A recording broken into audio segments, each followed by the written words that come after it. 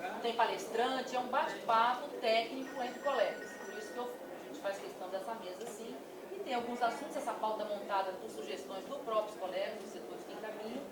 E ela hoje, além dos assuntos que está aqui, eu quero até ver com vocês, porque hoje às 3 horas ficou de vir aqui o doutor Emerson Cazulo, ele é o assessor legislativo do deputado Euler Vinhel, que está relatando um projeto de lei 178, que é de suma importância para o setor, que é o projeto de lei que trata do atraso em obras. Esse projeto, inicialmente, ele estava, teve um relatório, ele estava totalmente nefasto para o setor, porque ele proibia até aquele prazo de tolerância, aí depois conversamos e tudo, e ele agora apresentou mas mesmo assim, a intenção dele, mandar o assessor aqui, é justamente ouvir o setor. A crítica e tal, ele passa para 90 dias. Vocês estão me ouvindo bem? Você tem o microfone? Então ele passa para 90 dias. Então ele está querendo, ele vem aqui, eu combinei com ele às 3 horas, aí a gente vai tocando no assunto. Quando ele chegar, porque eu acho que ele tem problema de voo, se a gente não tiver concluído, a gente para a pauta e ele faz a exposição e tudo, a gente discute esse assunto especificamente, e depois a gente retorna, tá? Pode ser? Tudo bem? Tá, primeiro eu queria que todo mundo se apresentasse e falasse de que sindicato, e se são advogados ou não, porque esse é do Estado, para a gente depois começar então a nossa pauta aqui. Sábio Madeira, Sinos Corão Pessoa, não sou advogado, sou GSI. Ailton Guinness, Sinos Corão Rio Grande, sou diretor do entidade. Não é advogado? Não, engenheiro. Sou Amanda Mioto, sou advogada, assessora jurídica de Sinos com Goiás. Naide Soares, Sinos com Amazonas, sou engenheiro civil. Dantas, José Dantas, Sinos com Sergipe. Você pode fechar a porta, por favor? Fica barulho lá de fora. Desculpa, Sindos com Sergipe. Paulo Calado, Sindos com Ceará, engenheiro civil, diretor jurídico do sindicato. Gama, engenheiro civil, sou empresário, sou advogado também, Sindos com Ceará. Alexandre Linhares, advogado e assessor jurídico do Sinos com Ceará. Chico Lucas, Sinos com Piauí, advogado. Mauri Bernardes, ADM Rio, advogado. Mauro Ramos, advogado do Sindicato da Indústria da Construção Civil de Pernambuco. Amélia H6, assessora jurídica da ADM Bahia. Luciana Pereira Pinto, assessora jurídica do CEPOT LG. Fernanda Bessa, sou assessora jurídica da Mascarenhas Barbosa, aqui com sede em Contagem. Maíta, também sou advogada da Mascarenhas Barbosa. Fernando Guedes, assessor jurídico do Sinos Paulinas. Alexandre Decal, Sinos com Alagoas. Tá ótimo. A gente estava engenheiro aqui, né? Bom, esse primeiro item da pauta, notícias, questões relativas ao ISS da construção civil e imobiliária, foram pedidos pelo Mauro Ramos, Sinduscom Pernambuco. Na verdade, um colega que não pôde vir, o Mauro vai relatar, parece que ele tem alguma notícia sobre isso. E Roberto Lira, Sinduscom Rio de Janeiro, o Renato Romano. O Renato teve que viajar, então eu vou fazer uma inversão de pauta, porque o Roberto Lira, que vai nos trazer alguma novidade, eu não sei se no caso específico do Rio de Janeiro, também está numa outra comissão. Então, quando ele chegar, a gente retoma esse assunto. Tem exigibilidade de recolhimento de contribuição instituída pela Lei Complementar 110. Isso é até uma questão de discussão lá no Conselho Jurídico da CEBIC, e foi o próprio presidente da entidade que pediu para que a gente discutisse alguma estratégia, até em função de uma recente decisão que saiu agora do Supremo, semana passada, nem tem acordo publicado ainda, e aí ele pediu então que a gente discutisse para apresentar para ele alguma estratégia que pudesse ser utilizada em face dessa exigência, desse adicional. Já tem 11 anos já isso e, pelo visto, o governo não quer terminar isso não. Aspectos jurídicos, esse eu vou relatar. Aspectos jurídicos relativos à responsabilidade do construtor contra as edificações. E aí a gente também colocou a questão do atraso nas obras, que foi o que eu falei, o projeto de lei, ele vai chegar daqui a pouco. E o doutor Mauri também, coisa muito boa, uma notícia boa, favorável, e também vai dar uma notícia sobre juros no pé. Né? E deixei um espaço no final para outros assuntos jurídicos de interesse do setor. Caso alguém, né, tenha alguma sugestão de próxima pauta de ENIC, ou se tiver tempo a gente discute agora, se não a gente, na próxima reunião, esse assunto será incluído. Eu vou começar então, eu vou fazer essa inversão, eu vou começar com o assunto, e aí depois, se der tempo, poderia ser você, Fernando, depois, se não, aí a gente espera Bom, eu não sei se todo mundo sabe, essa lei complementar, você podia colocar para mim aquele texto que eu coloquei só para acompanhar o artigo, é o artigo 1º. Vai lá para o início, por favor. Aí, ó, mais um pouquinho, abaixa um pouquinho, por favor. Pega esse dispositivo primeiro aí. Bom, a lei complementar, ela instituiu, então, dois tipos de contribuição. No artigo 1º, é o que eu estou falando, são os 10% a mais, ou seja, o empregador tem que recolher, além dos 40% da multa, ele recolhe mais 10% da multa no caso de despedida de empregados sem justa causa. E aí a lei fala que esse montante todo arrecadado, ele vai ser creditado nas contas do fundo, e isso foi feito em função daquele julgamento do Supremo que considerou que aqueles expurgos feitos naquelas contas... Por favor, passa para o artigo 4º. Mas é isso. Aí, por favor. Não, para cima um pouquinho. Aí fica bem claro qual foi a finalidade da instituição desse adicional de 10%. Fica a Caixa Econômica autorizada a acreditar nas contas vinculadas a expensas do próprio fundo, complemento de atualização monetária resultante da aplicação cumulativa dos percentuais de 16 inteiros e 64 centésimos% e 44 inteiros e 8 décimos% sobre os saldos das contas mantidas, respectivamente no período de dezembro de 88 a fevereiro de 89, durante o mês de abril de 90. Ou seja, era uma conta que não fechava e o governo não tinha dinheiro, o FGTS não tinha como suportar, e aí eles criaram esse adicional para instituir esses 10%. No artigo 2º, eles criaram outro adicional de 0,5%. Esse já foi extinto, já perdeu o objeto, porque ele vigiou por 60 meses. Então, essa questão está morta e o Supremo até não se pronunciou sobre ela. Qual é a questão? É a remanescência dessa obrigação, dessa exação, né, de 10%. E essa lei complementar é de 2001. Em 2001 mesmo, em novembro, quais foram as providências que o setor produtivo tomou? 2 estratégias judiciais foram adotadas na ocasião. Em novembro de 2001, por meio do controle concentrado, a CNI entrou com uma ADIM, a DI 2556, e o PSL também, 2568. E questionando uma série de artigos dessa lei, sendo que o mais importante era esse artigo 1º, que institui esses 10%. Bom, de lá para cá, a CNI conseguiu eliminar somente quanto à suspensão de vigência. É porque está lá no final... O artigo 14, que era um dos últimos, ele dizia: essa lei complementar entra em vigor na data de sua própria publicação, produzindo efeitos 90 dias a partir da data inicial de sua vigência. Né? Como é uma contribuição social, eles então entraram com isso aqui. E quanto a isso, somente quanto a isso, o Supremo considerou a medida inconstitucional. Porque se não é contribuição da Seguridade Social, era uma contribuição geral, não poderia cair na excepcionalidade desse prazo aqui de 90 dias. E sim no princípio da anterioridade, exatamente, que você só podia cobrar no ano seguinte. Né? Então, em função disso, foi concedida a liminar. Lá nos idos de 2002, de lá o negócio vem. O que aconteceu? Agora está zerada essa conta. Não existe mais. Todo mundo, nós participamos do Conselho Curador, não existe mais isso, não tem mais déficit. Então, não teria por que continuar com essa exação. A semana passada saiu finalmente a decisão do Supremo.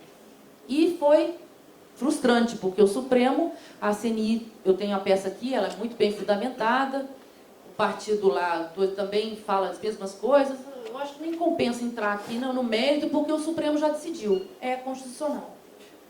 E ele passou a mão e disse que é constitucional. Então, nesse aspecto, o governo está rindo daqui até aqui, por quê?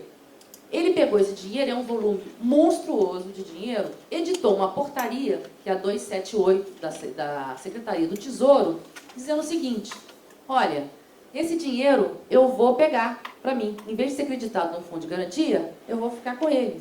E vou remunerar o fundo, mas não tem prazo para eu devolver esse dinheiro. Então, além da vinculação expressa da lei, que diz lá qual é o motivo, qual a destinação para que ela foi criada, que hoje já não existe mais, o governo agora está fazendo superávit primário com esse valor. Ou seja, o que era, na minha visão, o que era uma contribuição, até tudo bem, constitucional, uma contribuição social geral, como foi dito o Supremo, ela passa para ser um imposto, porque não tem mais vinculação, e para encher os cofres do Tesouro, transmudou aí a natureza jurídica para imposto. O que, na minha opinião, é de uma inconstitucionalidade gritante. Então, assim, isso por um lado. Na época, algumas entidades entraram também na justiça. É o caso da PEOP, do São Paulo. Ela entrou na justiça com mandado de segurança coletivo. E na época, houve sucesso. Inclusive, a sentença já transitou em julgado em 2006. Ou seja, os filiados dela não precisam recolher essa contribuição, porque o juiz considerou ilegal, inconstitucional, pelos mesmos argumentos que foram suscitados na CNI, na ação lá do Supremo. Só que quem entrou e conseguiu, ótimo, né? Transitado julgado, nem a rescisória não cabe mais, que já tem, né? Passou dos 2 anos. Mas quem não conseguiu, esse argumento não vale mais, não se aplica. Então, daí o presidente falou: gente, como é que nós vamos fazer?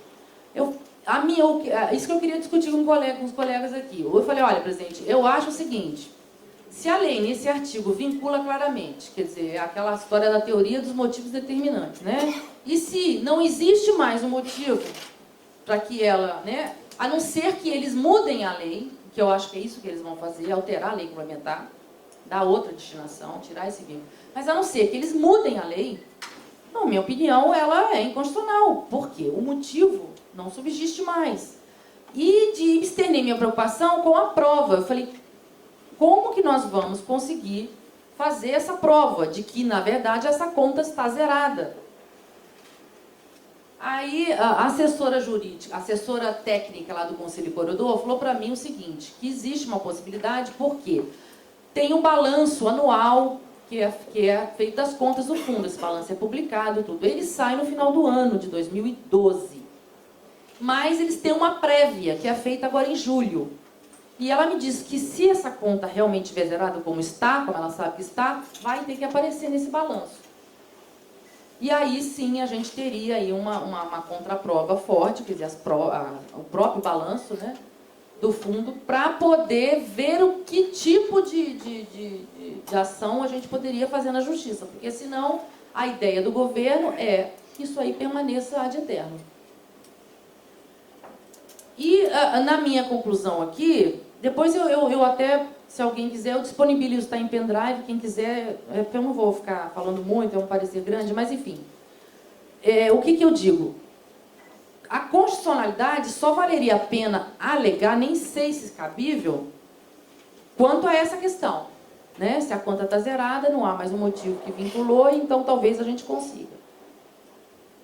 Ou então, um mandado de segurança também, coletivo, não sei, ou até de alguma empresa, suscitando essa questão também, com essa prova de balanço.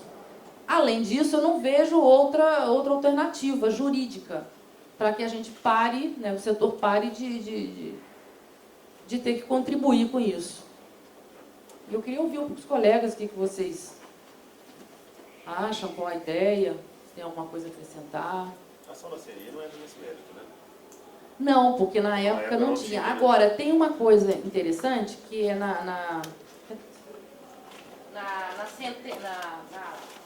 o problema que eu não tenho, ainda não foi disponibilizado, Não foi disponibilizada a decisão do Supremo, tá? Então a gente não tem o inteiro teor. Mas eu tenho aqui um site de notícias do próprio STF, onde no finalzinho, isso aqui, quer dizer, não pode confiar muito, mas está no Notícias, né? E que ele diz aqui que eu acho que pode ser um mote. Aí já teria que esperar o voto do ministro relator, que é o ministro Joaquim Barbosa.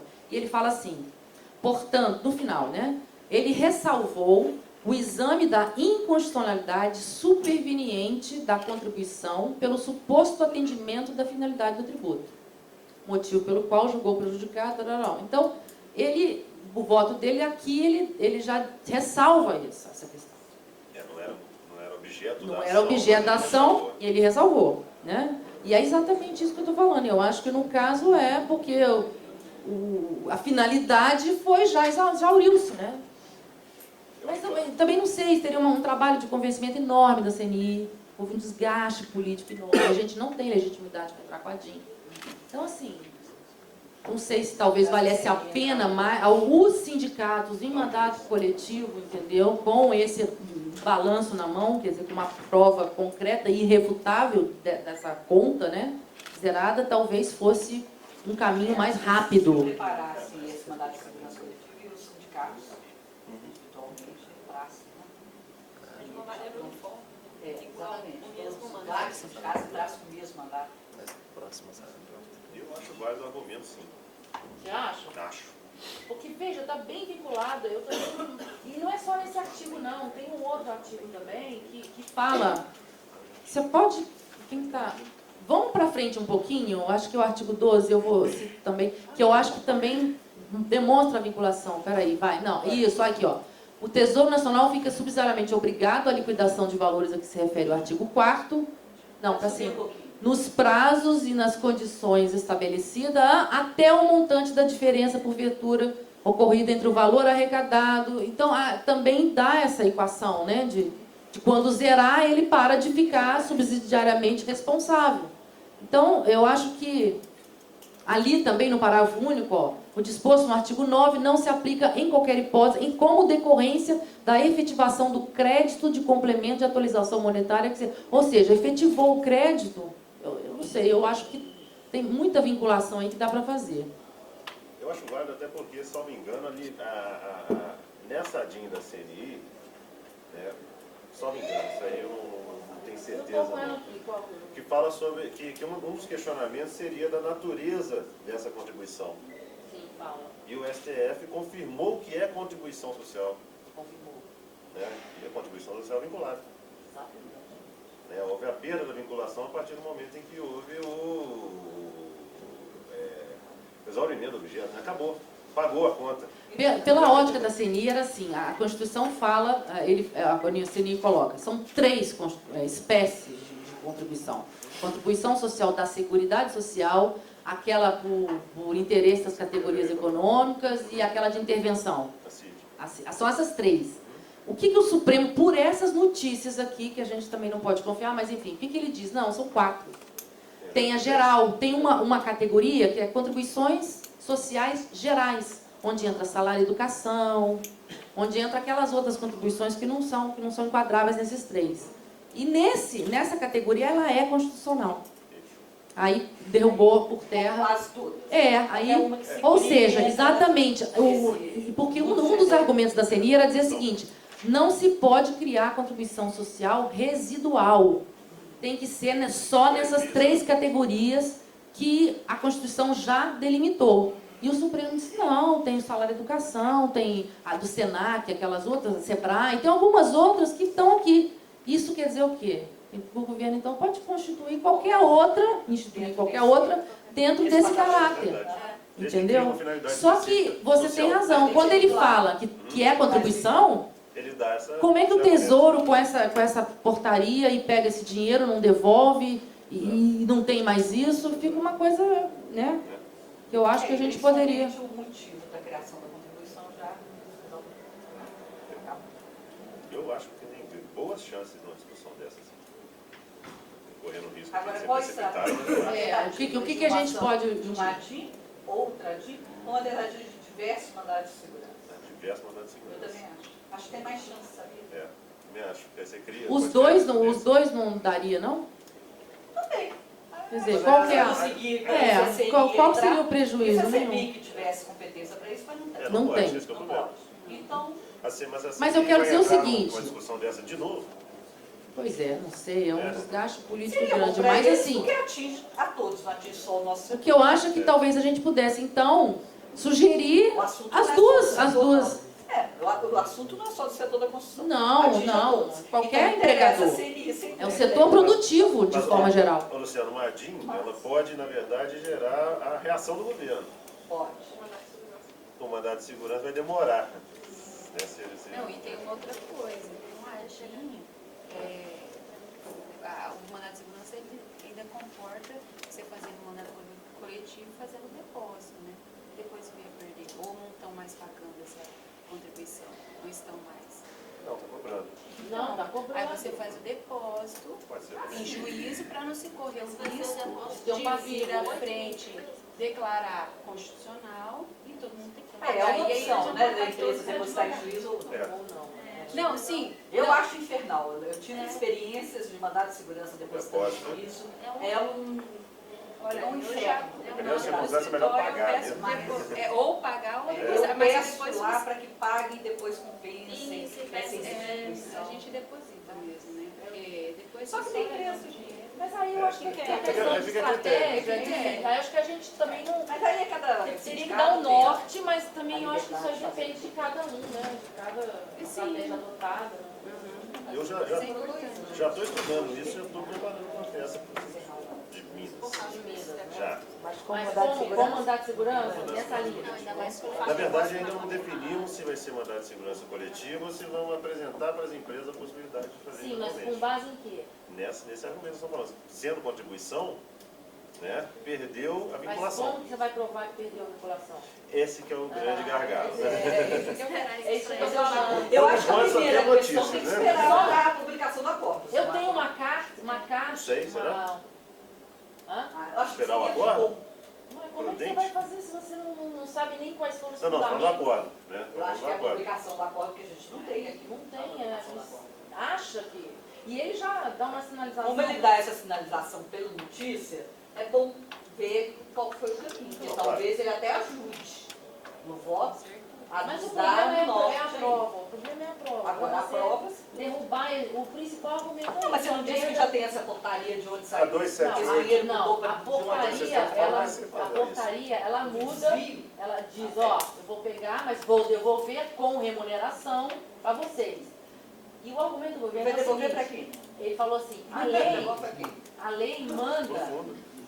Não, devolver o dinheiro do fundo. Dinheiro do fundo. Pois é, mas aí é que tá. Só para eu entender, talvez eu esteja fazendo pergunta aqui. Porque, para dizer a verdade, eu me lembro quando saiu essa lei, depois eu parei de me preocupar com ela. Porque tem muito tempo, Acho que a maioria das pessoas pararam um pouco de se preocupar com esse assunto. Isso aí não era enquanto durasse aquela tal daquela dívida? Era, exatamente. Então tá. Então aquela dívida acabou. É o que está todo mundo falando, que não tem Em mais. tese, aquela dívida acabou. Então, em tese, essa lei já teria que encerrar. É isso? Eu também acho. Então, tudo bem. A lei foi constitucional porque ela foi para tapar aquele buraco. Mas ela também teria um prazo de validade, enquanto durasse aquela dívida. Então, o que eu acho que a gente tem que pedir é, acabou a dívida.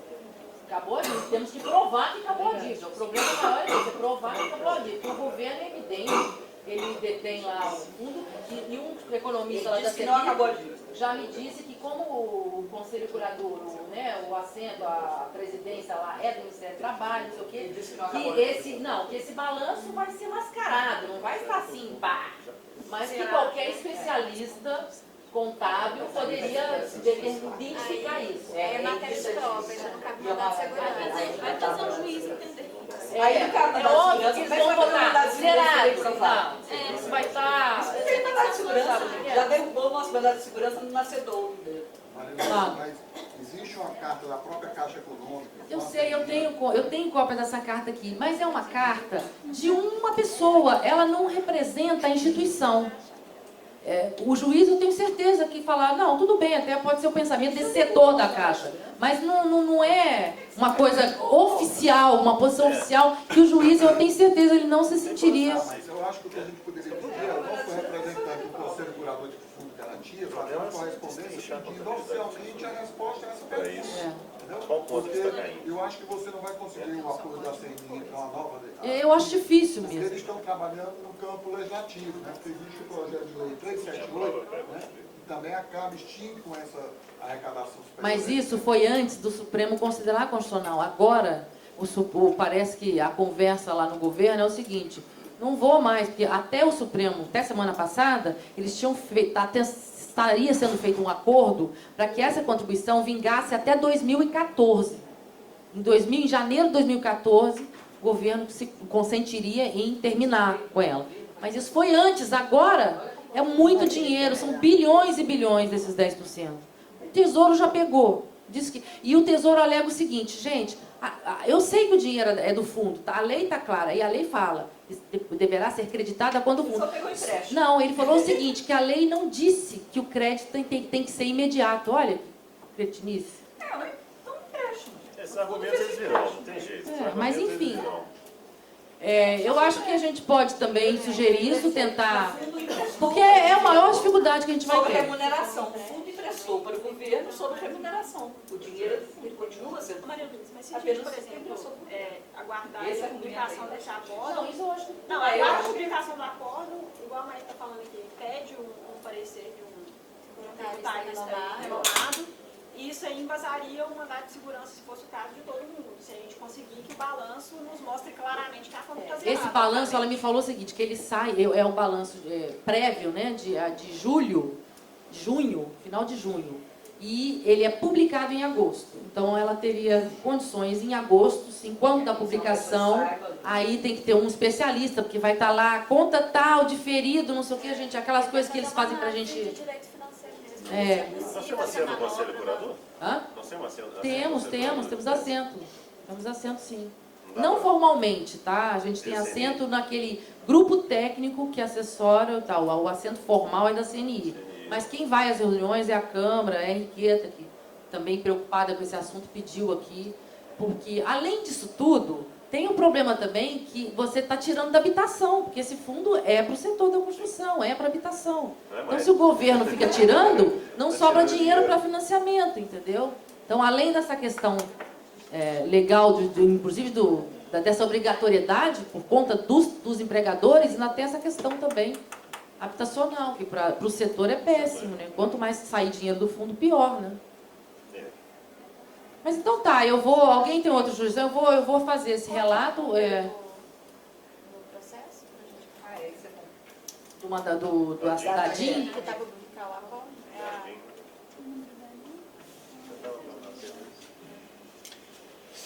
São duas, tá? Mas eles julgaram tudo junto. A DI é a da CNI, né? 2556.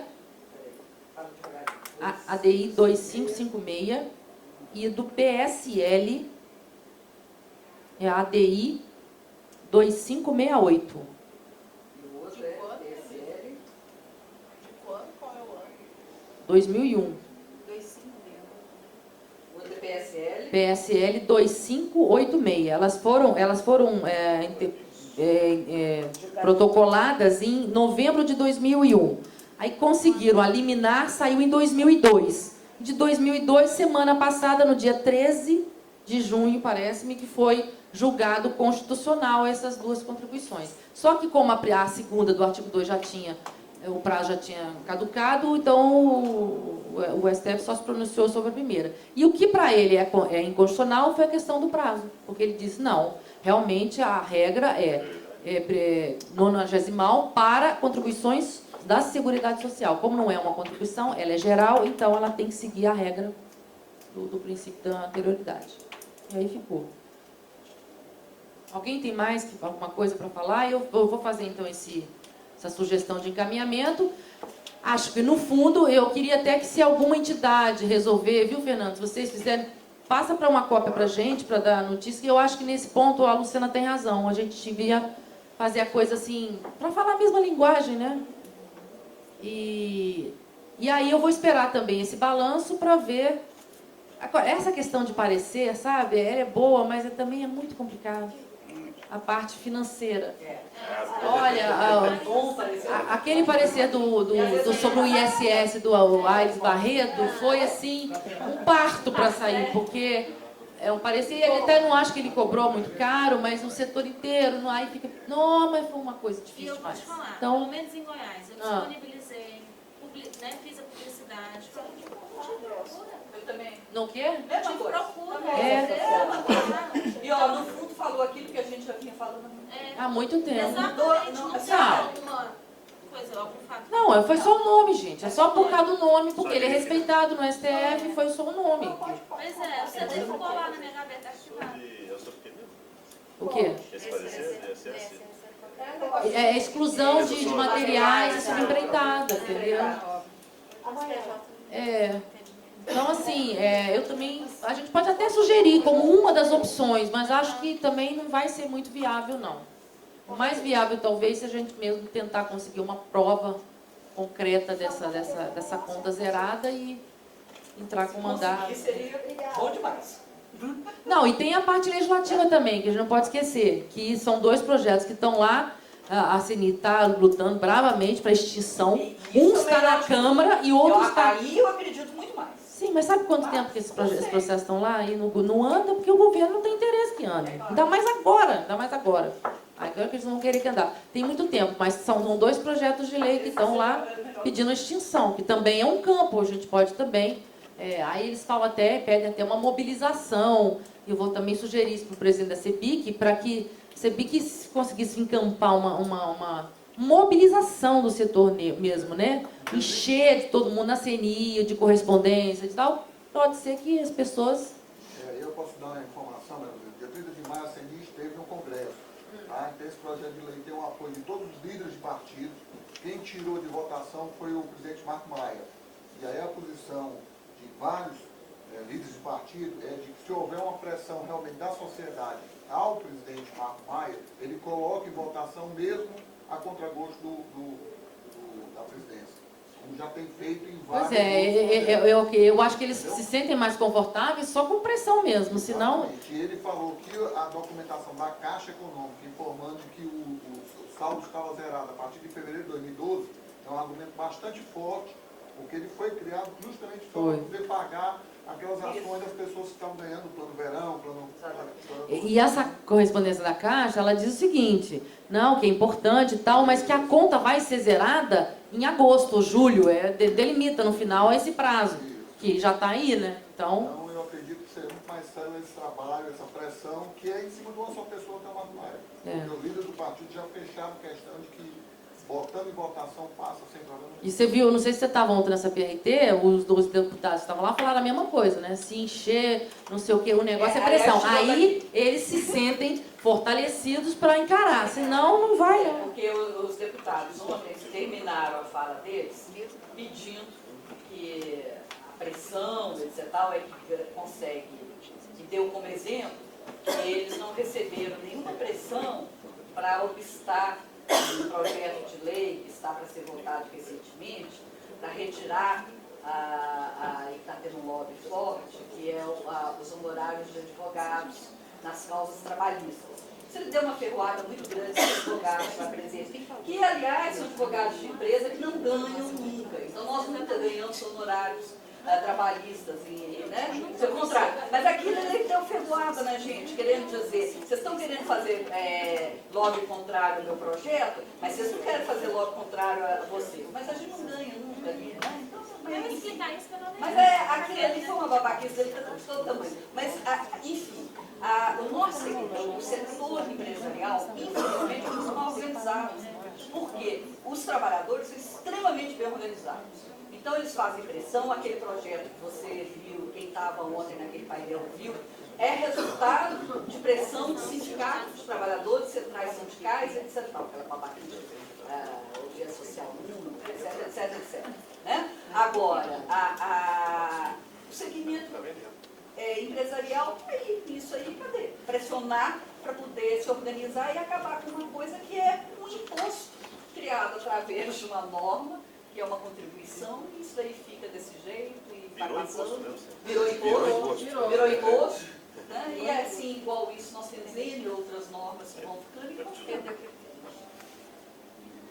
Só no Brasil mesmo, virou imposto. Não, gente, é pior ainda. É um negócio que foi criado de um jeito, que vira outro, e aí vai... É um descaramento tão grande que eu fico impressionada. Diz que pode, Eu ainda coloco aqui, eles botaram aqui, a Secretaria do Tesouro prevê a remuneração dos recursos transferidos, mas não prevê uma data de retorno para esses recursos ao fundo, o que é no mínimo preocupante. Segundo notícia veiculada em 23/2, quer dizer, no início do ano, o Valor Econômico já informava que o governo havia comunicado ao Congresso, por meio do relatório de avaliação de receitas e despesas de fevereiro, que não iria transferir para a SEF, neste ano, uma receita de 2,96 bilhões relativas à multa adicional. O governo alega ainda que não há exigência legal do repasse imediato desses valores ao fundo. De acordo com os especialistas, o governo está usando recursos do FGTS para fazer superávit primário. Gente, isso aí... É a deixa para os Luiz Fux da vida.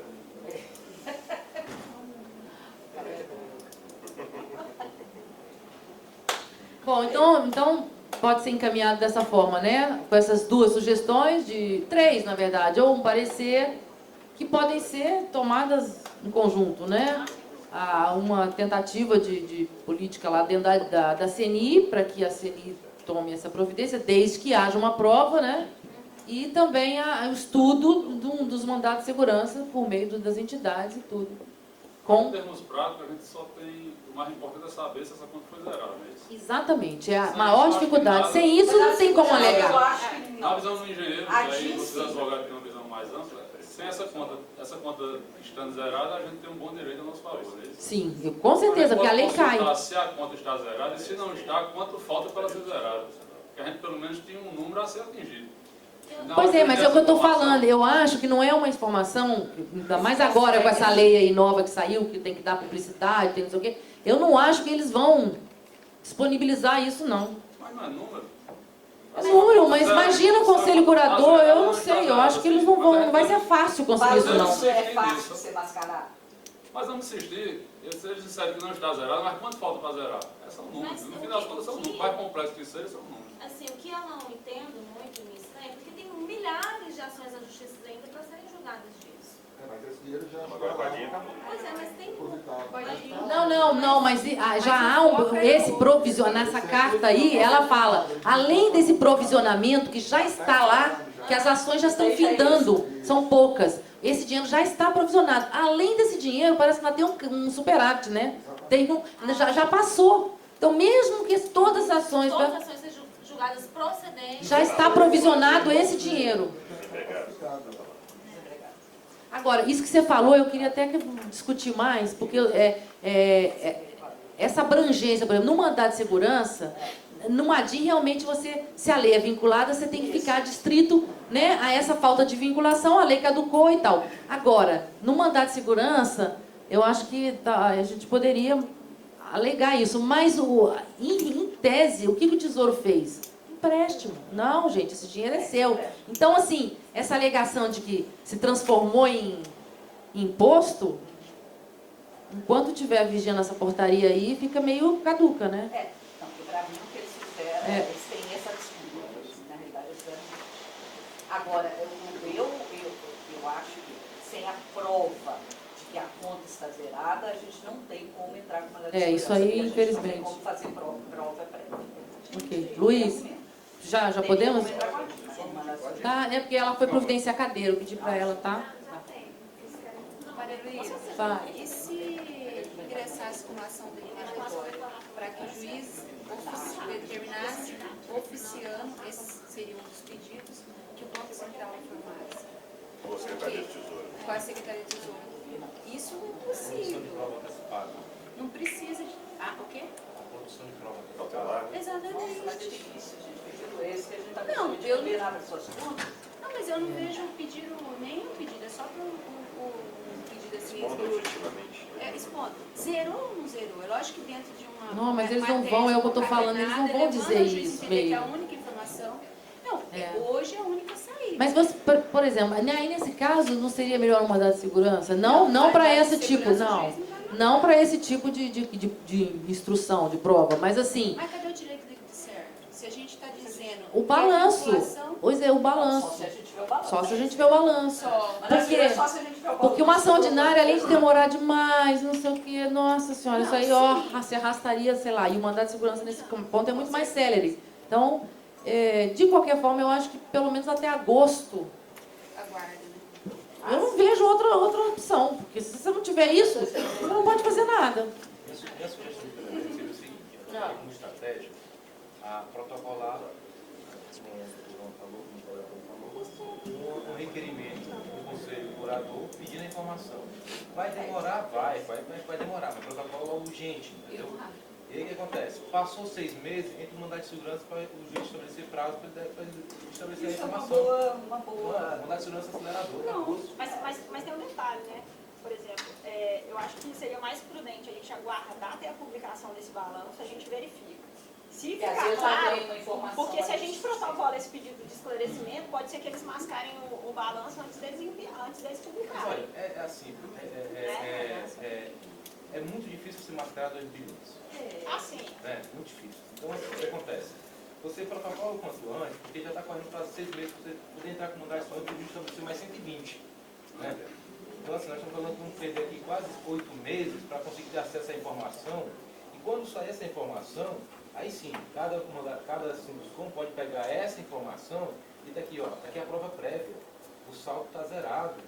E aí ele tem que prestar informação, tem que ter a lei da transparência para isso. Então, assim, acho muito difícil ele não prestar essa informação. Pode demorar. E aí a gente pode buscar uma mandação para acelerar isso. Mas aí então você está propondo assim, não esperar nem um balanço, já entrar logo nesse pedido administrativo junto ao Conselho Curador do Fundo, sabendo que isso não vai... Não, eu acredito que vai dar em algum. Você está pedindo administrativamente? O Conselho Curador vai se informar qual é a situação do fundo. Não, eu acho essa ideia boa. Mas quem faria o pedido? A CNI? Não, isso aí tem como, porque a gente tem que entrar no conselho, isso aí não teria problema. Mas veja, se a gente faz esse protocolo antes, eu sei que a gente está falando aí de alguns meses de atraso. Às vezes, se eles tinham a intenção de zerar essa conta, às vezes eles deixam um saldo mínimo lá e não zeram a conta por causa disso, que eles estão esperando eles estão esperando alguma ação nossa. Eu não sei, mas eu acho que isso deve ser objetivo, né? Talvez não para mim, que sou leiga, que não sei ler um balanço, mas eu acho que qualquer... O que dessa reunião é a gente concentrar os esforços na busca da informação. Eu acho que toda ação que vocês advogados entendem mais que nós engenheiros deve girar em torno desse saldo, se está zerado ou não. Então, nesse instante, concentrar todos os esforços em busca dessa informação. A partir daí, tomar as ações que vocês sabem. Vai ter a gente.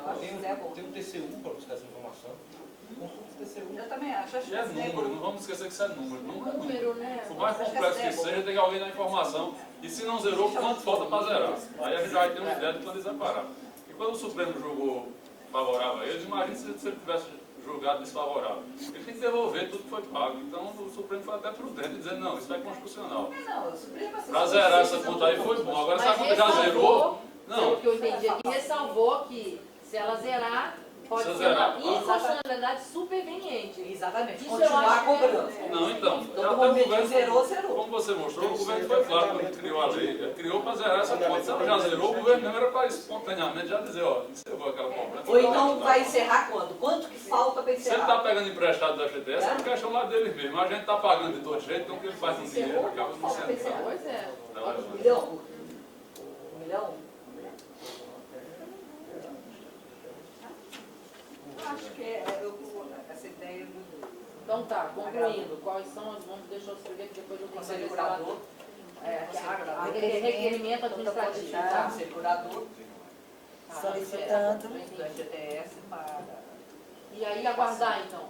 Se a conta já está zerada ou, se não, previsão de... Aguardar 120 dias do depois saldo. mais segurança.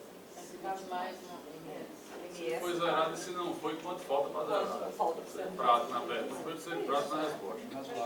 Gestão junto à SNI, então, para que ela entre com o Madinho. Ela tem, até teria muito mais condições até de conseguir essa informação. Mas mesmo não conseguir essa informação, porque eu Eu acho que não custa. Bem, claro. E, finalmente, posse disso. Tá, e aí os colegas vão estudar e se tiver algum sindicato que queira já... Porque a reunião que teve sobre esse assunto lá na direção, eles foram categóricos, eles querem, não querem mesmo, querem combater isso de qualquer maneira. Sim, mas a entendeu? gente por essa tem que explicá-los que sem não, isso eu falei na hora, eu dados, falei com maior sem dificuldade, subsídios, é a prova. não tem como entrar com nenhuma medida. Isso aí eu falei. Né? Sem chance. Então, sem esse tipo de prova, não tem como entrar com nenhum sindicato, tem como entrar com mandado de segurança. E a DIN não tem como os sindicatos entrarem, nem a CNI, porque dependeríamos da... Como os síndicos fazem para ter acesso a algum dossiê, caso um colega tenha, né, previamente a DIN se adiantado no assunto, levantei a carta, a caixa econômica, são documentos que algumas pessoas precisam, ninguém está nivelado no assunto. Tem pessoas que estão talvez aqui por fora do assunto, outras pessoas estão mais adiantadas. Então era bom a gente ter um momento de nivelar, se alguém pudesse trocar essas informações. Trocar essas informações. Os arquivos mesmo, né? Não, esse, por exemplo, esse meu parecer aqui, eu vou disponibilizar para todos vocês, todos que assinaram o fórum, a pauta de presença lá, tem a parte lá de endereçamento eletrônico, eu vou mandar, tá? Que aí eu já cito aqui as coisas principais. Essa carta da Caixa, alguém me deu meio que em off, não é uma coisa que possa ser circulada assim, não sei o que você pensa, mas não. Não, eu tenho, eu posso passar. Você tem? E fora isso, a gente não tem notícia de jornal que tá zerado, mas é aquela história, né? Só de boca, então. Hoje a imprensa para o juiz conta muito, né? Hoje você apresenta uma série de imprensa e você começa aqui. Mas se por acaso, no futuro, a ideia for, porque isso daí a gente ainda vai decidir lá para frente, né? A ideia for, vamos entrar com mandados de segurança coletivos diversos, eu sugiro que vamos fazer um e vamos... Pelo menos uma minuta padrão, uma coisa que possa todos falar a mesma linguagem. Explicar o raciocínio. Eu não sei se... E facilita para nós todos, né? Cada um de nós quebrar a cabeça para montar isso. Fazemos só. A lei de acesso à informação, né, fala disso aí e fixa o prazo de 20 dias. Pois é, agora nós temos a favor essa lei aí, entendeu? Nós temos a nosso favor essa recente lei. Ela fala do registro de qualquer repasse, transferência, despesa. Tudo tem que ser informado em 20 dias ou a impossibilidade de fornecer as informações. E assim, se não der informação, vai para a imprensa, faz um escarcel, mocota, fala lá dele, fala desse valor aí. Se eles não derem informação, acaba sendo favorável a gente parar de pagar, né? Aí o juiz vai entender, se eles estão cobrando e não sabem por que estão cobrando, então parar de cobrar, né? Quando vocês souberem, aí quando vocês descobrirem se continua, não está zerada a conta, volta a cobrar.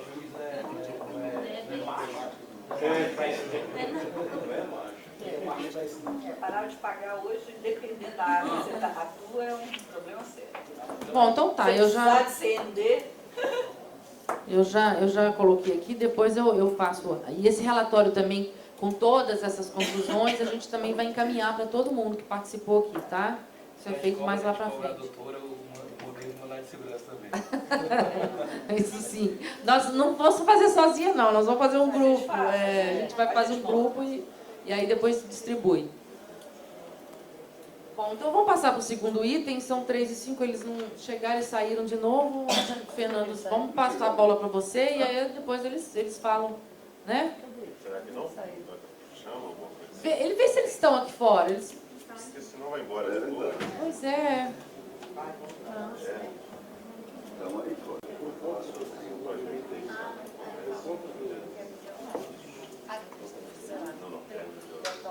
Não, terceirização foi ótimo. Chega. Confusão total.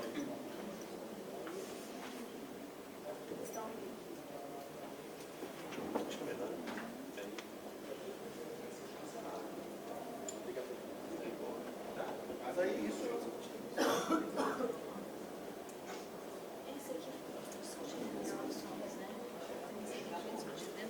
Entendeu? Você pediu, deixa eu ver a cadeira? Pode ser, vamos apertar.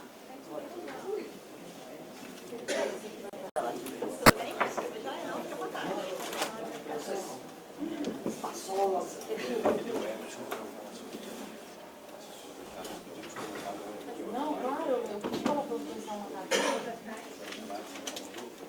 Emerson, por favor. Emerson, por favor. Você pode trazer essa cadeira aqui, por favor?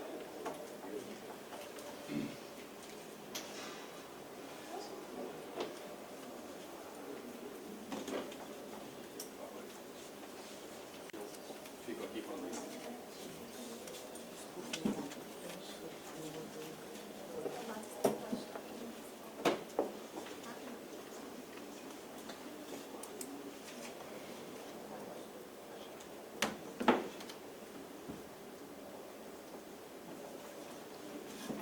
Bom, Emerson, você está chegando agora, eu vou só te situar, porque essa reunião nossa aqui do fórum, na verdade, são 67, 68 entidades e associações que são filiadas à Câmara.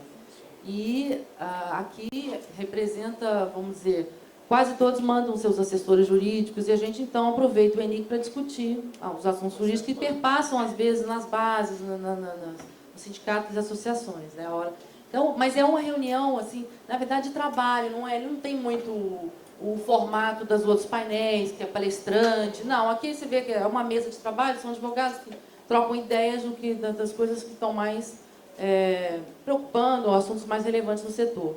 E entre esses, o atraso na obra, né, uma coisa que está pungente aí, e a gente conversando com o Luiz, então ele entendeu que, enfim, a gente poder trocar uma ideia, para você ouvir um pouco do que as pessoas aqui... eu não sei se todo mundo tem conhecimento, mas aí eu queria que você desse uma prévia do projeto de lei do deputado Cruvinel, que trabalha com ele, assessor legislativo lá, para que a gente depois possa dar uma discutida. E ele, na verdade, o objetivo dele é pegar subsídios do setor para que possa, né, talvez, contribuir no relatório e tal. Então, eu vou passar a palavra para o Luiz para ele fazer um brief, dar uma situada. Bom, boa tarde a todos. Queria agradecer aqui a Maria Luísa e a vocês todos por terem a paciência de ouvir um pouquinho a gente aqui, que está trazendo mais um problema, né?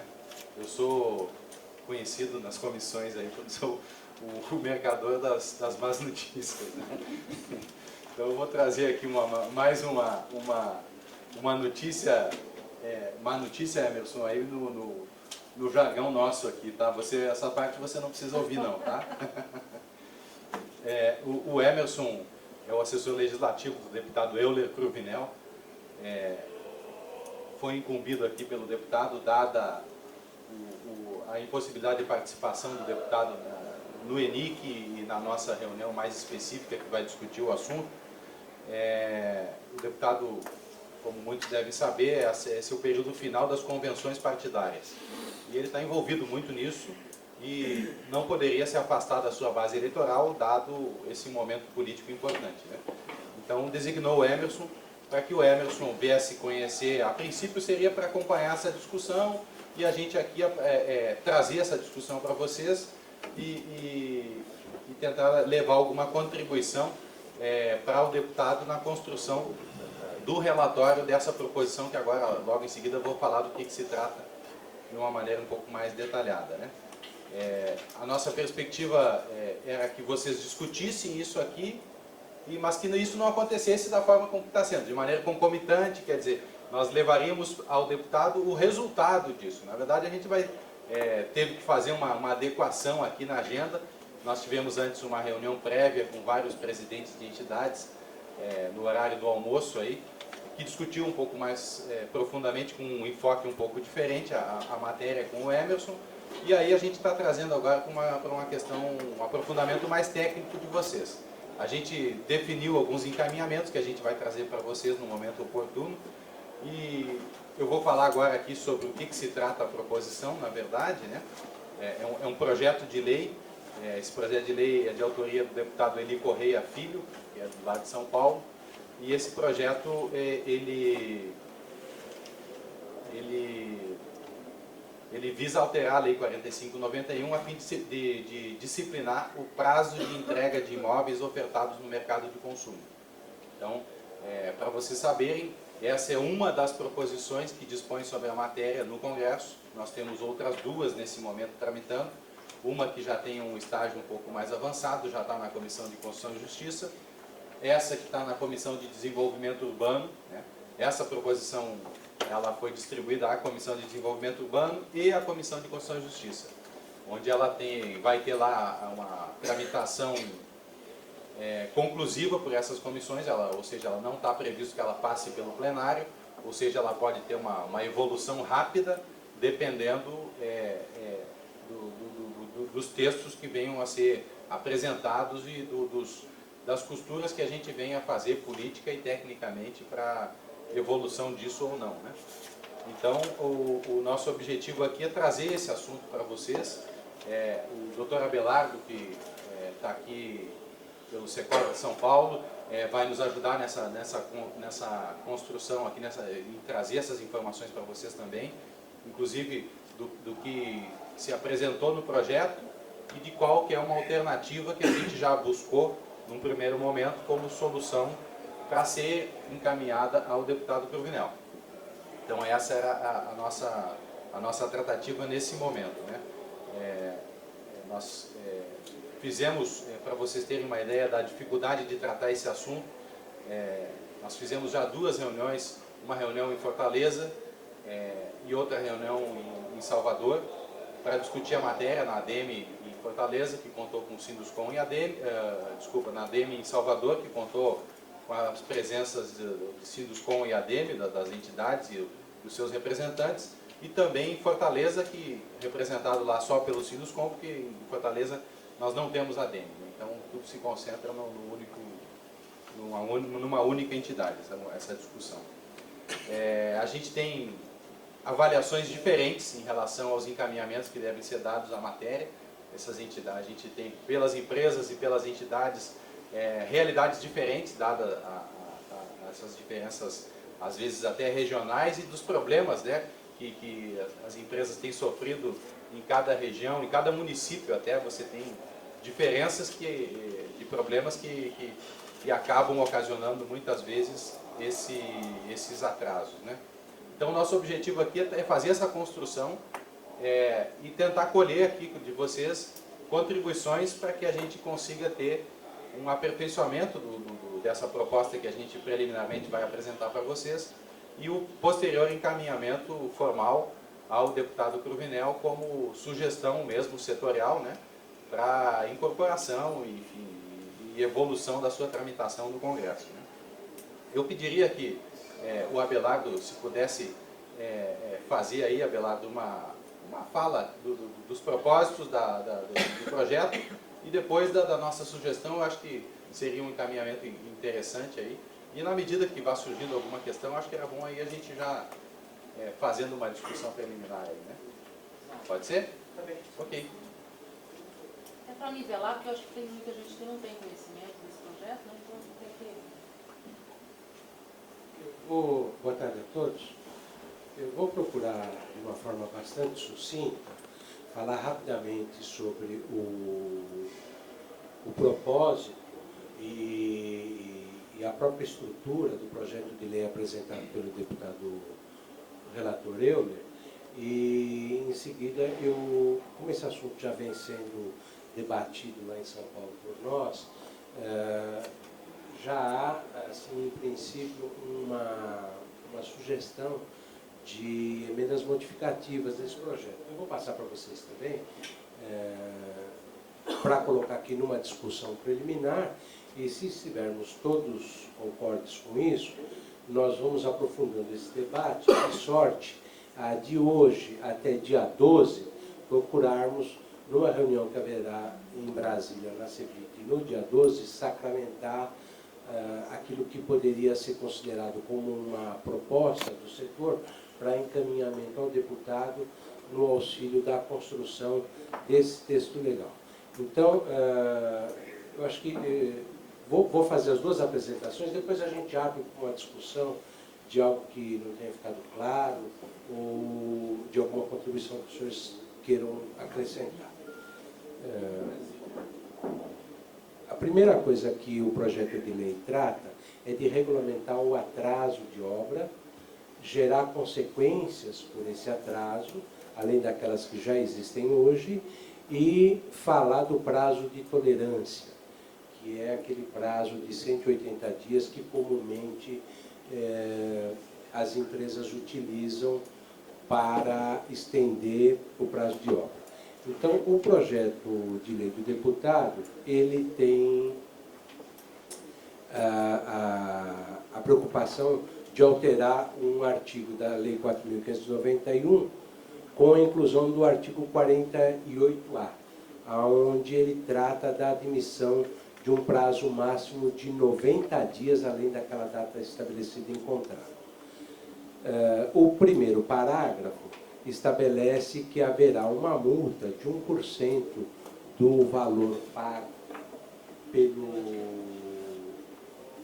pelo adquirente por mês decorrido de atraso de obra. Naturalmente, depois desses 90 dias, até a efetiva entrega do imóvel. O parágrafo 2º estabelece que o valor dessa multa pode ser lançado a crédito de parcelas que ele esteja obrigado contratualmente. Como? 48A é a proposta. Eu acho que depois, Cidade, você poderia depois passar para todos os integrantes que não tiveram acesso ao PL 178, o texto para que a Luísa possa... Não, pode deixar, a gente faz isso. Só fazendo um adendo, Adelar, os senhores podem entrar no site da Câmara também, www.gov.br, tem um link lá para projetos de lei, os senhores vão colocar PL, seleciona projeto de lei 178 ano. Vocês vão entrar e vão ver toda a tramitação dele, e indo lá para o final, para os últimos movimentos do processo, você vai ver que está lá a última versão do relatório e podendo acompanhar também facilmente pela internet. O parágrafo 3º traz uma obrigação de comunicação que as empresas ficam obrigadas a avisar o adquirente com 6 meses de antecedência sobre eventuais atrasos que possam ocorrer, salvo aqueles casos fortuitos ou de força maior. O parágrafo, são só 5 parágrafos, eu estou terminando. O parágrafo 4º, ele diz que se a entrega for superior a 6 meses, é motivação para rescisão contratual. E o parágrafo 5º fala de penalidades, que além das penalidades sugeridas ou propostas na emenda, que é aquele 1% por mês de atraso, ainda poderiam suplementarmente ser aplicadas as penas previstas na lei do consumidor. Nós analisamos em São Paulo esse texto e achamos que precisa de fato haver uma regulamentação para o atraso. E alguns pontos são considerados por nós fundamentais.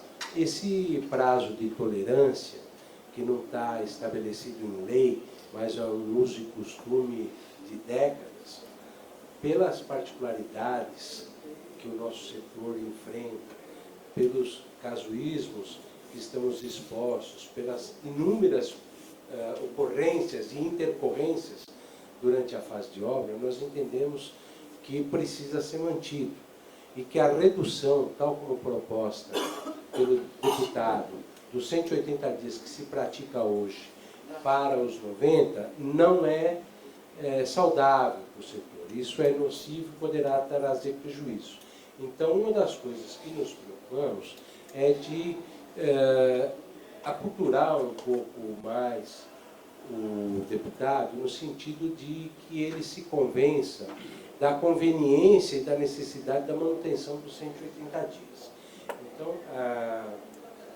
dentre as propostas de emenda que nós estamos fazendo, a primeira delas vem exatamente nesse sentido, que haja a manutenção do prazo de tolerância de 180 dias, pelas razões que eu aqui rapidamente expus aos senhores. O segundo ponto trata da questão da informação.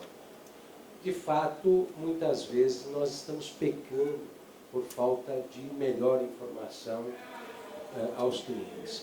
Então, nesse sentido, é bastante oportuna a regra que o deputado pretende trazer, de mais comunicação. Então, nesse sentido, nós também estamos com uma emenda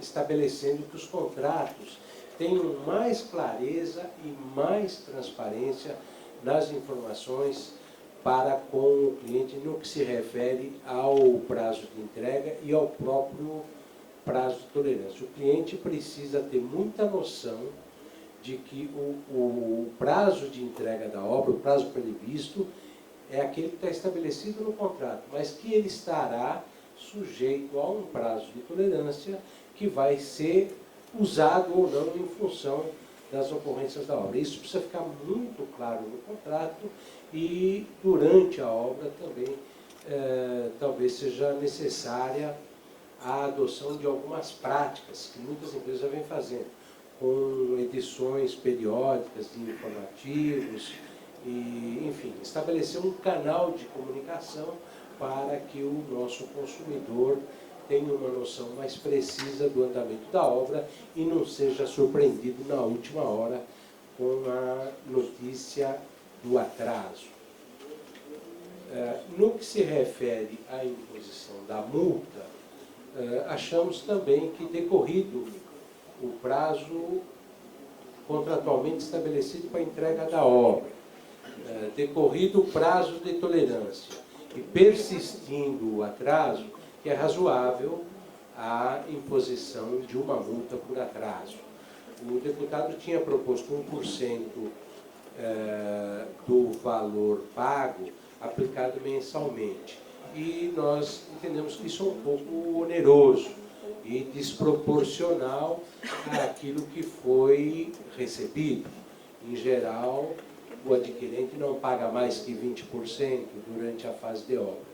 Então, a nossa proposta seria de que haveria uma multa paga uma única vez em decorrência do atraso de 1% calculado sobre as importâncias efetivamente por nós recebidas. Exemplo do que acontece com o atraso de pagamento, cuja alíquota é fixada em 2%. Então, seria 1% sobre o que pagou e mais uma multa mensal, aí para compensar um pouco a não fruição do imóvel, que seria de 0,5% também do que pagou, e não como estava... como está estabelecido no projeto do deputado.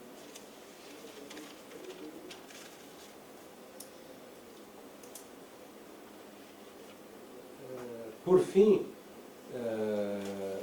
nós também concordamos que as empresas devem estar obrigadas a respeitar um prazo mínimo de 6 meses do término da obra, tal como estabelecido no projeto do deputado, para dar informação. Se bem que, admitida aquela hipótese de um canal de comunicação mais intenso, acho que isso já durante a obra vai estar informado ao nosso adquirente.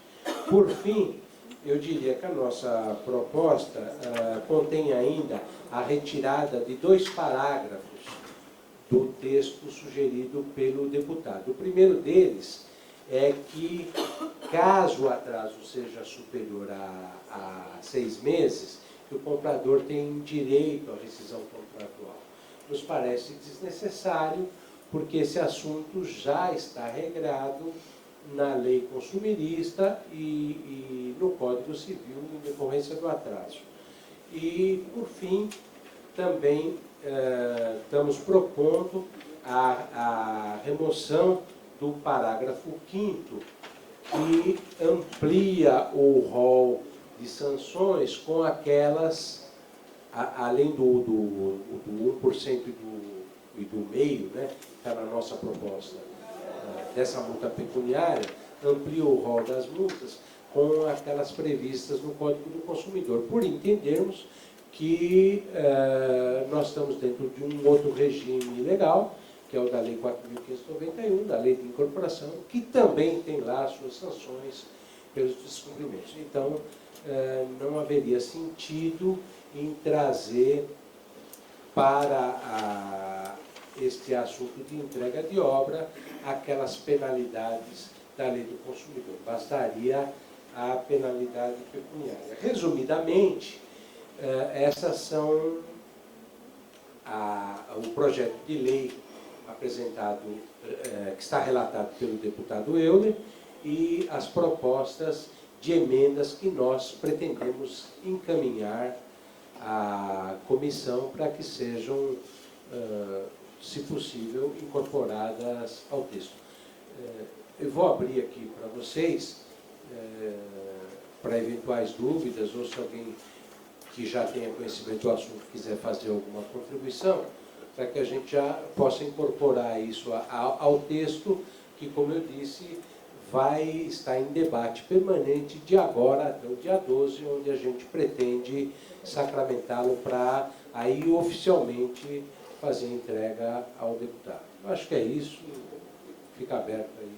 Eu vou para você. Eu só queria um esclarecimento, uma questão de ordem aí. Na verdade, quando você falou dessa alteração do artigo, do parágrafo 2º, que no caso do projeto de deputado, parágrafo 2º, não, primeiro, é 1% do valor pago por mês de atraso. Aí você propõe uma substituição por 1% do valor total, ou seja, uma multa só, penal, e mais o 0,5% a título de fruição, por cada mês de atraso, né? Isso é só para ficar claro. Na prática, isso teria uma parcela no I0, vamos dizer, se eu tivesse que comparar isso financeiramente, teria uma parcela no I0 que o projeto do deputado não tem, a primeira seria a 30 dias do encerramento ou do início da contagem do atraso, e aí não um ao mês, mas meio ao mês. E é o valor pago, né? Sobre o valor sempre pago. Aquilo que efetivamente o cliente pagou, naturalmente deduzidos eventuais juros e multas por atrasos que ele tem incorrido. Mas o projeto deputado é sobre o valor pago também. Sobre o valor pago. O Calado, você queria fazer um comentário? Fiquei com uma observação, uma dúvida. Decorrendo um atraso de 180 dias, poderia o contrato ser rescindido. Rescindido e se remetendo ao Código de Defesa do Consumidor. Tenho a impressão que, sendo rescindido e indo ao Código de Defesa do Consumidor, ele teria direito à devolução em dobro das quantias pagas. Não necessariamente.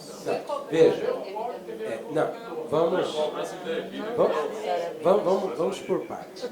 A proposta de abrir o direito de rescisão depois de 6 meses está no texto relatado pelo deputado. Nós entendemos que é absolutamente desnecessário, porque o Código de Defesa do Consumidor já estabelece ao adquirente o arrependimento. Ele pode ser imotivado por qualquer razão e a qualquer tempo.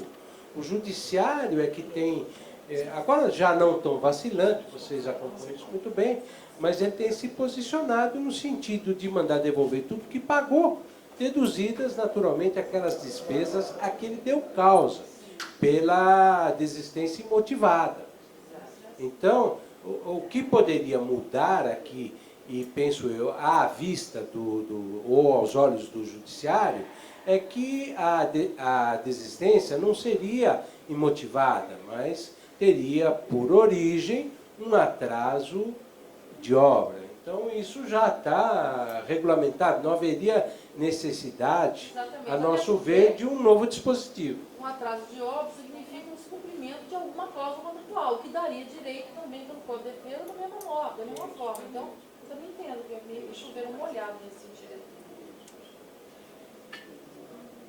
Seria interessante uma norma de transição, porque, obviamente, já existem obras em atraso.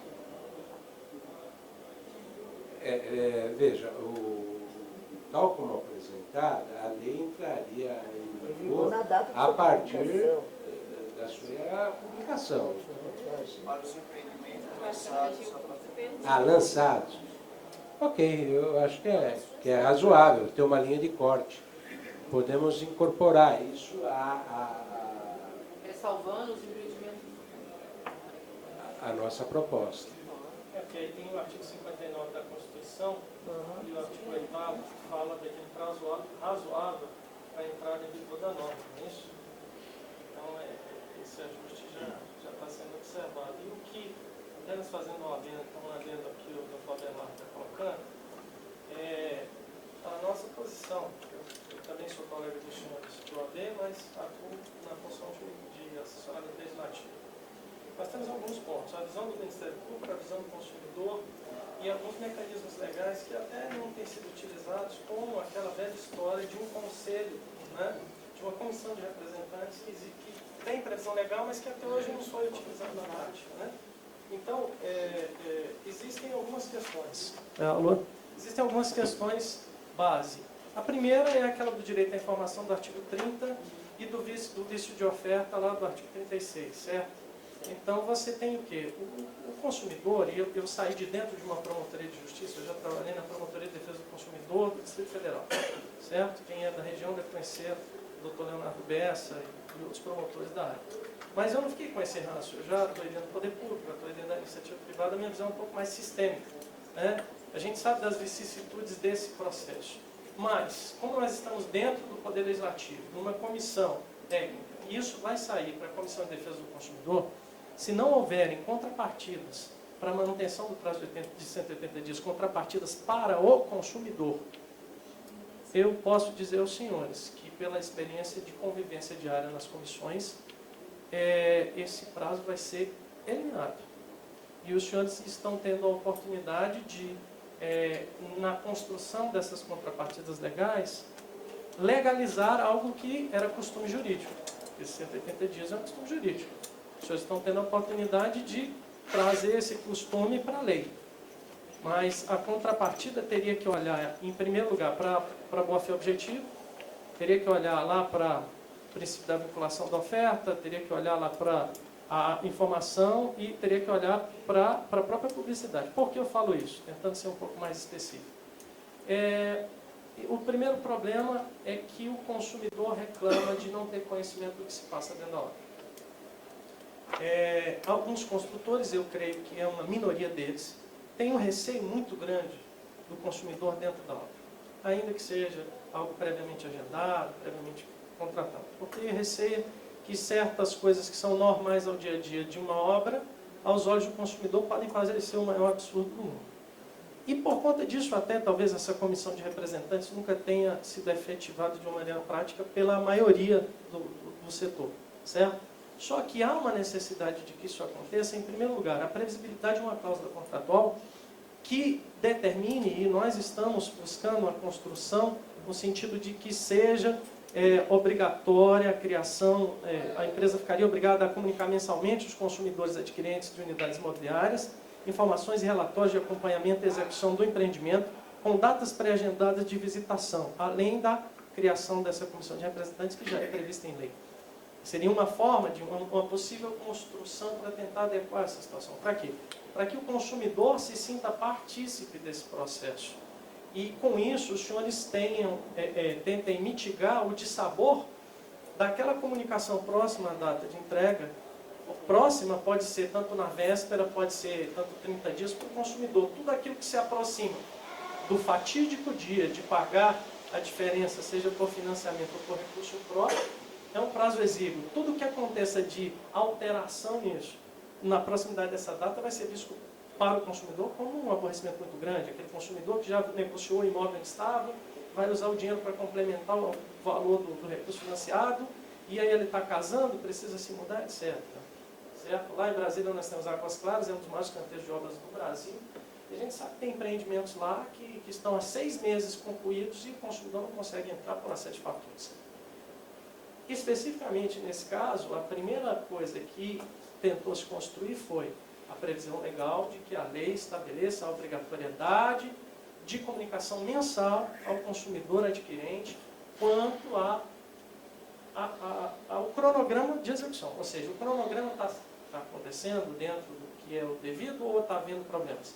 Esses problemas estão sendo mitigados como, por quem, existe uma perspectiva de solução para esse problema, até para que os senhores possam colocar o consumidor ao lado de vocês. Porque aí o consumidor se torna mais um na grita perante o poder público no atraso de uma licença, no embargo de uma obra, etc. Porque aí, ao invés de você deixar o consumidor correr por fora, ele corre junto com você para pressionar o poder público para que as coisas aconteçam. E aí, quem sabe, as legislações municipais comecem a sofrer uma pressão maior no sentido de uma melhor adequação a esse processo de execução, né? Essa seria a questão central.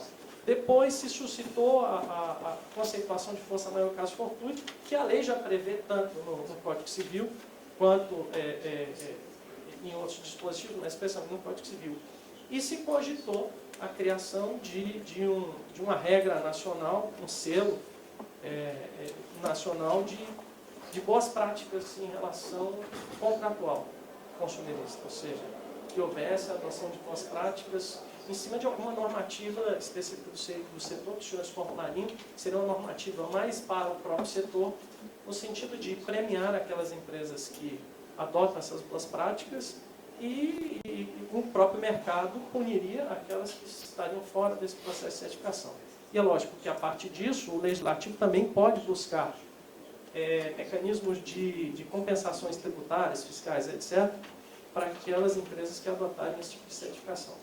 Então, a questão objetiva é a criação dessa comunicação para cumprir lá a boa-fé objetiva, para evidenciar, porque os senhores cumprem, mas é preciso que se evidencie, porque os contratos imobiliários, eles são repletos de cláusulas, e aí os senhores sabem que, hermeneuticamente, nós temos aí a busca da vontade real, nós temos o dirigismo contratual, nós temos alguns princípios que vão ser utilizados na defesa jurídica do consumidor contra os senhores em juízo.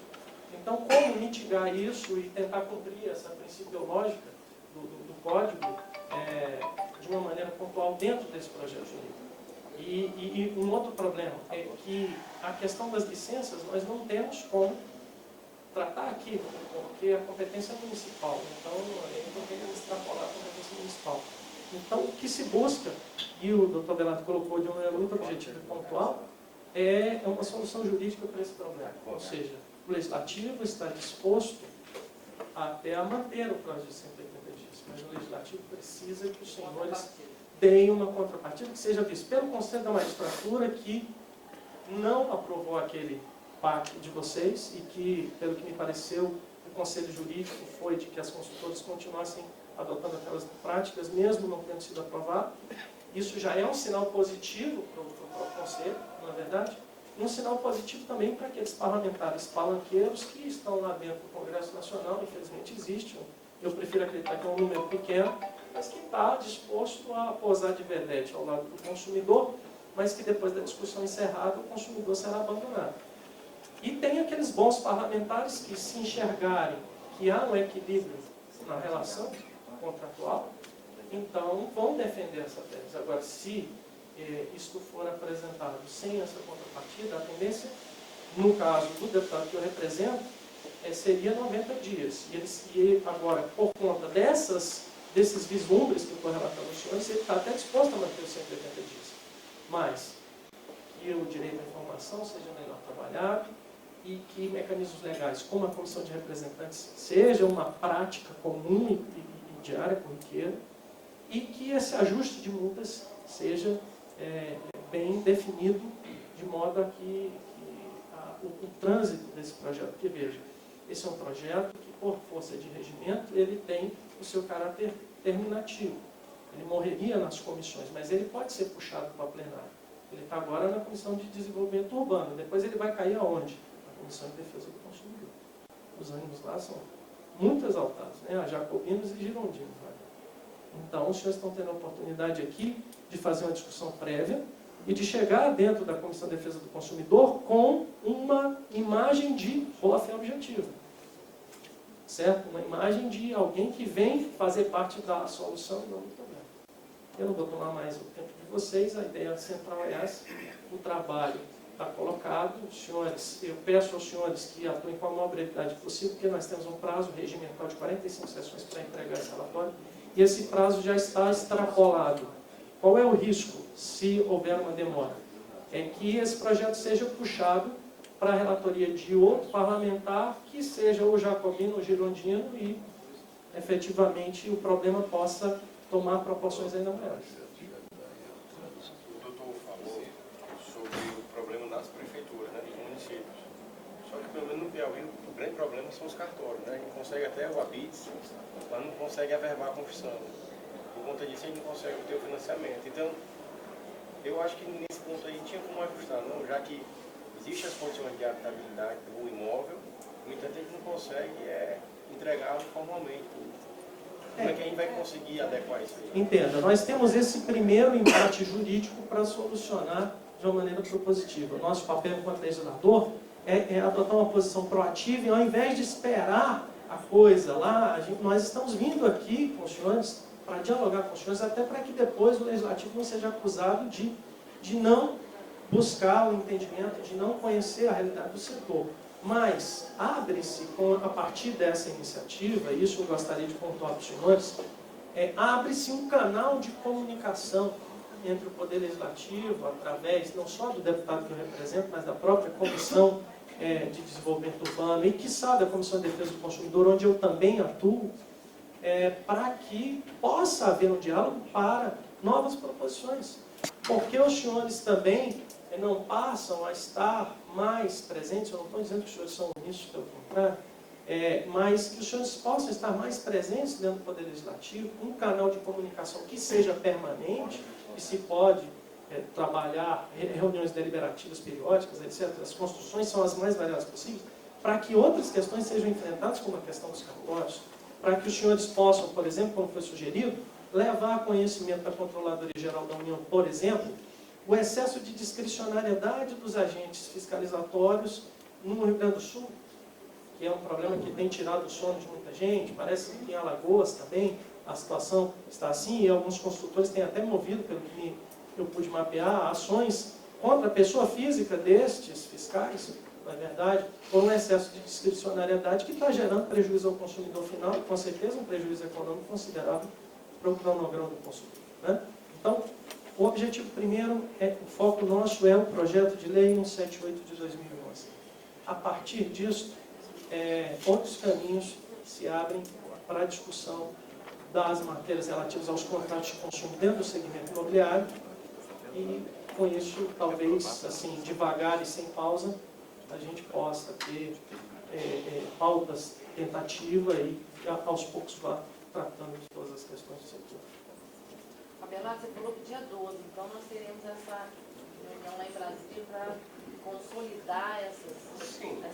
Premidos pelas condições que ele colocou. O prazo para encerramento desse relatório já ocorreu.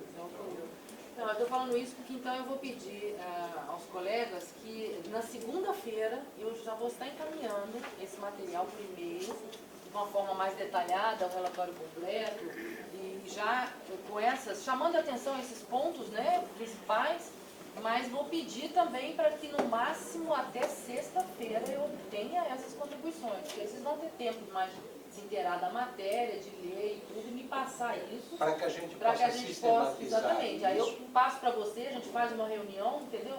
Faz uma consolidação disso. Exatamente. Para que dia 12 a gente tenha... A gente possa apresentar como uma proposta do setor para ser homologada pelos que lá estiverem. Exato. Como aqui tem uma representatividade boa, né? São várias localidades, várias regiões, aí vocês então nos ajudem a formular isso, que é o que ele está falando aqui. Porque senão vai ficar pior. Não ficou claro aqui para mim, essa proposta que o doutor Anderson falou da comunicação ser mensal, é a emenda do deputado ou também a proposta do SECOR? Não está detalhado esse ponto. A proposta que o SECOR tem é de dar já mais comunicação do próprio contrato. Mas o que eu acho é o seguinte, eu não mexeria no prazo mensal, porque já existe uma lei de afetação. Não, mas isso também não. Entendeu? Mensal. Mas isso não está na proposta. Não, estou tentando passar por Emerson exatamente essa preocupação. Dado que o Emerson disse, mas não está no texto de lei. Eu acho que isso pode ser melhorado. E, particularmente, eu defendo que falta, sim, comunicação do nosso setor com os clientes. Essa comunicação pode ser intensivada através de relatórios periódicos. Não sei se mensal, bimensal. Veja bem, na realidade essa pauta não é por falta de lei, porque já existe uma lei que tem a previsão legal de 3 vezes você comunicar ao cliente o andamento da obra. O problema, na verdade, é a efetivação dessa lei. E quanto mais você faz lei, você começa a separar a cidade legal da cidade real. Tá certo? Porque, com certeza, a empresa que tem local determinado, ela é procurada. Mas aqueles que o camarada é a mala, você não consegue fazer essa nunca. E aí você começa a criar uma dificuldade, principalmente para pequenas e médias empresas. Então, acho que em relação a essa comunicação já existe uma lei. Agora, o que nós precisamos fazer é o quê? Que a lei seja cumprida. Tá? Eu acho que 3 meses já é um prazo mais do que suficiente para que o comprador tenha conhecimento se a obra está ou não atrasada e aí tomar realmente a medida de pedir o cancelamento do contrato, né, ou ir acima na vida, alguma coisa assim. Eu acho que quanto mais a depois mais simplória, melhor e mais fácil da gente conseguir esse acordo aí. A grande problemática é exatamente essa, porque existe uma minoria que acaba criando problemas para a maioria. Na verdade, e o que a gente percebe é isso. E essa... O que o colega está falando, eu queria dizer, é igualar esse prazo, então, de 3 meses. Porque se de 3 meses não estão cumprindo, e tem as pequenas empresas, mensalmente, fazer o informativo geral, se não está cumprindo nem 3 meses, então assim, o que ele está propondo, eu também, e